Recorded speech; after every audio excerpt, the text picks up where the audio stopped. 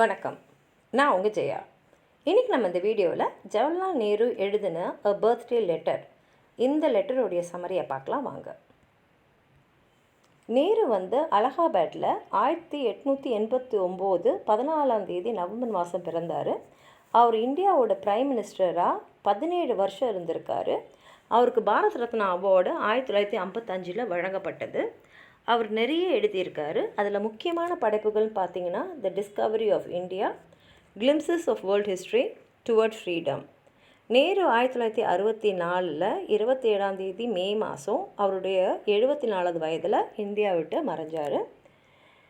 அவர் இந்த லெட்டர் அவங்க பொண்ணுக்கு எழுதுறத 1928 ஆரம்பித்தார்.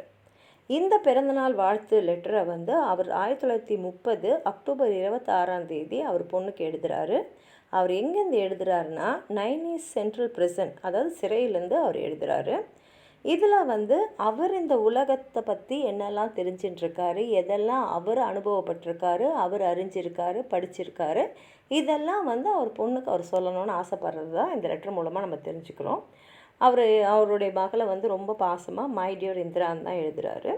சாதாரணமாகவே இந்திரா அவங்களோட பிறந்தநாள் அன்றைக்கி நிறைய பரிசுகளை அவங்களுக்கு வரும். இப்போ அவர் சிறையில் இருக்கிறதுனால அவர் சொல்கிறாரு, இங்கேருந்து நான் உனக்கு என்ன பரிசு அனுப்ப முடியும், என்னால் பொருளாக எதுவும் அனுப்ப முடியாது, ஆனால் மென்டலாகவும் ஸ்பிரிச்சுவலாகவும் உன்னை ஸ்ட்ரென்தன் பண்ணக்கூடிய விஷயங்களை என்னால் இந்த லெட்டர் மூலமாக அனுப்ப முடியும். நேருக்கு சாதாரணமாகவே அட்வைஸ் பண்ணுறதோ லெக்சர் பண்ணுறதோ பிடிக்காது.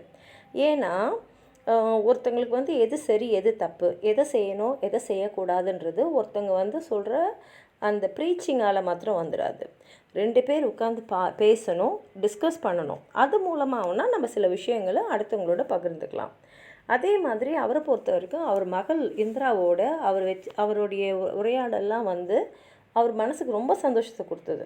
ஏன்னா அவங்க நிறைய பேசியிருக்காங்க, லாங்குவேஜஸ் பற்றி பேசியிருக்காங்க, trade, history, geography, science, epics, evolution, இதை பற்றியெல்லாம் பேசியிருக்காங்க. ஆனால் இவ்வளோ விஷயத்தை பற்றி பேசினதுனால நமக்கு எல்லாம் தெரியும் நம்ம நினைக்கக்கூடாது. இன்னும் இந்த உலகத்தில் நம்ம தெரிஞ்சிக்க வேண்டியது நிறைய விஷயம் இருக்குதுன்றது அவங்க 2 பேருக்குமே தெரியும். இப்போ அவர் என்ன சொல்கிறாரு, நான் சிறையில் இருக்கிறதுனால உனக்கு கடிதம் எழுதுறதை தவிர வேறு என்ன நான் செய்ய முடியும். ஆனால் ஒரு கடிதம் நம்ம உரையாடல் அளவுக்கு இருக்காது. பக்கத்தில் உட்காந்து நம்ம 2 பேரும் உரையாடுற மாதிரி இருக்காது. ஆனால் அவர் இந்த லெட்டர் மூலமாக என்ன சொல்ல நினைக்கிறாரோ அதை அவங்க பொண்ணு புரிஞ்சுக்கணுன்றது தான் அவரோட சஜஷன். அது மாத்திரம் இல்லை, இந்த கடிதத்தை அவங்க உண்மையாக நல்லா கூர்ந்து பார்த்து படித்தாங்கன்னா அது ஒருத்தர் இன்னொருத்தருக்கு சொல்கிற மாதிரி இருக்காது. அது அவங்க 2 பேருமே உரையாடல் செய்கிற மாதிரி தான் ஒரு கடிதத்தையும் எழுதியிருக்காரு.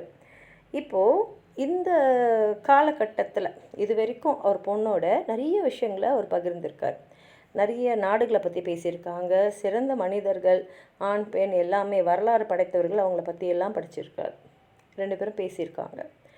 இப்போ அவர் கேட்குறாரு, உனக்கு ஜோன் ஆஃப் ஆர்க் ஸ்டோரி நான் சொல்லும் போது நீ எவ்வளோ ஆசையாக அதை கேட்டு ஞாபகம் இருக்கா, உனக்கே அவங்கள மாதிரி ஒரு பிரேவ் ஃபைட்டர் ஆகணுன்ற ஆசையே நீ வெளிப்படுத்தின.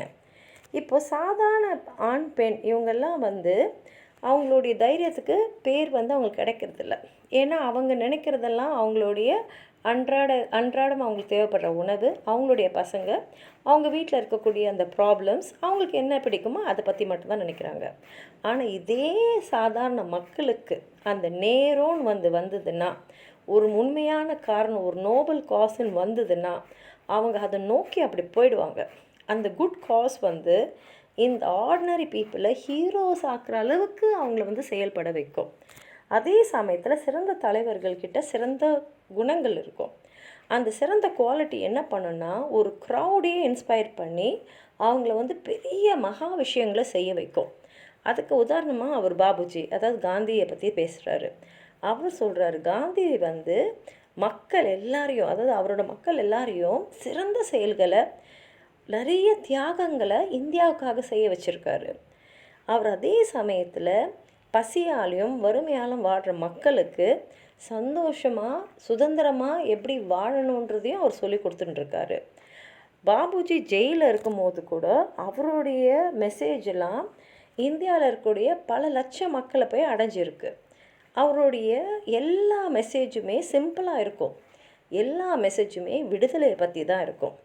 பாபுஜியோடைய பேச்சை கேட்ட ஆண் பெண், ஏன் சின்ன குழந்தைங்க கூட அவங்க உடனே அவங்க இருந்த அத்தனை நாள் இருந்த ஒரு கட்டுப்பாட்டிலேருந்து வெளியில் வந்து இந்தியாவோட சுதந்திர போராட்ட வீரர்களாக அவங்க வந்திருக்காங்க. இந்தியாவோட சுதந்திரத்துக்காக சண்டை போட்டிருக்காங்க. இண்டிபெண்டன்ஸ் வாரியர்ஸ் பார்த்திங்கன்னா அவங்கெல்லாம் இப்போ வரலாறு படைச்சிட்டுருக்காங்க. நேருவை பொறுத்த வரைக்கும் அவரும் அவர் பொண்ணும் கொடுத்து வச்சவங்கன்றாரு. ஏன்னா இந்த மாதிரி சாதாரண மக்கள் கூட முன்னாடி வந்து இந்தியாவுக்காக போராடுறத அவங்களால பார்க்க முடியுது. அதே சமயத்தில் அவங்களாலும் அந்த போராட்டத்தில் பங்கு பெற முடியுது. இதை ஒரு பெரிய பாக்கியமாக நினைக்கிறாரு.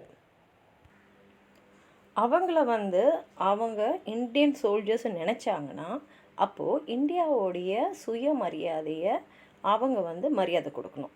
அதனால் இந்தியாவோட ஹானர் அவங்க ரெஸ்பெக்ட் பண்ணுறாங்கன்னா அவங்க வந்து இந்தியன் சோல்ஜர்ஸ்ன்னு நம்ம எடுத்துக்கலாம். இப்போது எது வந்து சரி, எது வந்து கஷ்டம், எது வந்து சரியில்லை, இதெல்லாம் வந்து பார்க்குறது வந்து ரொம்ப ரொம்ப கஷ்டம். அதனால் அவர் என்ன சொல்கிறாருன்னா, நீ ஒரு சின்ன டெஸ்ட் வச்சுக்கோ.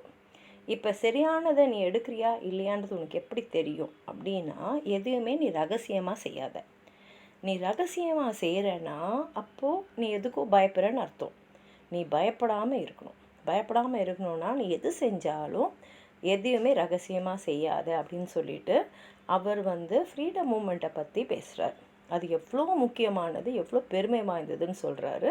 அதிலும் காந்திஜி தலைமையில் எதையுமே மறைக்கிறதுக்கோ எதையுமே ரகசியமாக செய்கிறதுக்கோ இங்கே இடம் இல்லாமல் இருக்குது அப்படின்றத சொல்கிறாரு. அதே சமயத்தில் அவருக்கு இந்திரா நம்ம சொசைட்டியை பற்றியான உண்மையான முகத்தை தெரிஞ்சுக்கணுன்னு ஆசைப்படுறாரு. அதுக்கு அவர் என்ன சொல்கிறாருன்னா, நீ வந்து என்னோடய வார்த்தைங்களை கவனி, நல்லபடியாக வளரு, நான் எனக்கு தெரிஞ்சதை எல்லாம் சொல்கிறேன். ஏன்னா எனக்கு நீ வெளிச்சத்தின் குழந்தையாக இருக்கணும், சைல்ட் ஆஃப் த லைட்டு. எது நடந்தாலும் வாழ்க்கையில் நீ எதுக்குமே பயப்படக்கூடாது, அமைதியாக வாழணும்னு நான் நினைக்கிறேன் அப்படின்னு சொல்லிட்டு அவர் என்ன சொல்கிறாருன்னா, இது ரொம்ப பெரிய லெட்டராக, லென்த்தியான லெட்டராக நான் எழுதிட்டேன், உனக்கு இன்னும் நிறையா சொல்லணும்னு தான் ஆசை, ஆனால் ஒரே கடிதத்தில் நான் எவ்வளோ தான் சொல்ல முடியும் அப்படின்னு சொல்லிட்டு அவர் இத்தோடு நான் கடிதத்தை முடிச்சுக்கிறேன். என்னை பொறுத்த வரைக்கும் நீ இந்தியாவுக்கு சேவை செய்கிறதுல ஒரு தைரியமான வீரனாக நீ மேலே வரணும் அப்படின்னு சொல்லி பிறந்தநாள் வாழ்த்தை சொல்லி அவளுக்கு எல்லா நலன்களும் வாழ்க்கையில் அடையணும்னு சொல்லி இந்த கடிதத்தை முடிச்சிருக்காரு. இதுதான் இதோடைய ரொம்ப ஷார்ட் சம்மரி. உங்களுக்கு ஏதாவது சொல்லணும்னு நினச்சிங்கன்னா கீழே இருக்கிற கமெண்ட் பாக்ஸில் எழுதுங்க. இந்த வீடியோவை லைக் பண்ணுங்கள், உங்கள் ஃப்ரெண்ட்ஸோடு ஷேர் பண்ணுங்கள். சப்ஸ்கிரைப் பண்ணாதவங்களாம் ப்ளீஸ் சப்ஸ்கிரைப் பண்ணி சப்போர்ட் பண்ணுங்கள். நன்றி.